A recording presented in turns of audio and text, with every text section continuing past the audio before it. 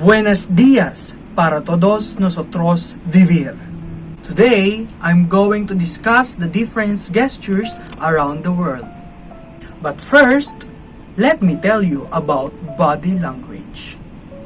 Body language can be a funny thing. Depending on where you are in the world, certain gestures can either mean you're making a new mate or landing yourself in hot water.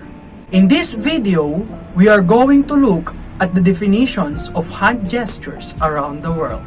Number 1. The okay. In most of the English-speaking world, as well as in several other countries, the hand gestures means that everything is fine, great, okay, or perfect. In Brazil, however, it is considered a rude gesture, equivalent to the one-finger salute.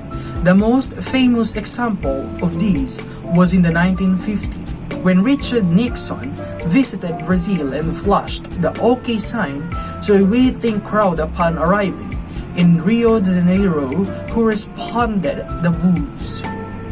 Number 2. The horn. In USA, this gesture is adopted by rockers as a sign of approval and its essence to rock on.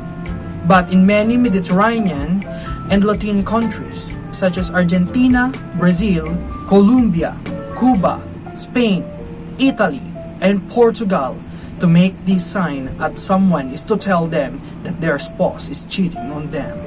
Number 3. The thumbs up. The most countries, this gesture is a sign of approval. In some other countries, however, such as Iran, Iraq, or Afghanistan, these gestures is seen as an up yours. Number 4. The crossed fingers. In the UK, Australia, USA, and Canada, these gestures of crossing one's finger is to wish for good luck. But it is a whole different meaning in Vietnam.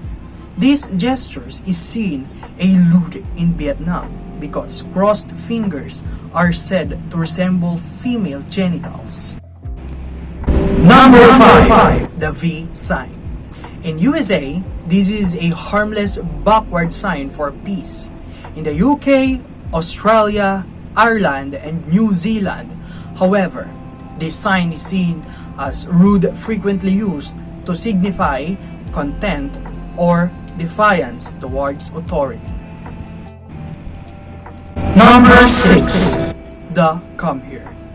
In the English-speaking countries such as UK, Australia, and Canada, these gestures is used to motion somebody to come over. But in Philippines, these gestures is considered highly offensive when motioned to another person because these gestures is reserved for dogs. Number 7. The point. In European countries like Belgium, the Netherlands, Germany, and Austria, this is considered as a gestures for number 2. In China, however, it is a gestures for the number 8, and Italy, this hand gestures is used to indicate that something is not good. Number 8. The downwards palm wave. In the UK, Australia, USA, and Canada, these gestures indicates go away, and it is usually used to shoo somebody off. But in the Philippines, Vietnam, India, and Ghana, these gestures indicates come here because having an upward palm is considered rude in these countries. Hence, the downwards palm approach. Number 9. The forehead faced. In Brazil, these gestures is most effective with multiple grunts, and this is done to indicate stupidity. Number 10. The thumb in the fist. In Australia, UK, and Canada, the thumb in the fist is a common playful gesture is used by adults towards children, pretending to have stolen a child's nose. In Turkey, however, this is seen as aggressive and rude. And that's all for this video. I hope you learned something interesting about the different gestures around the world.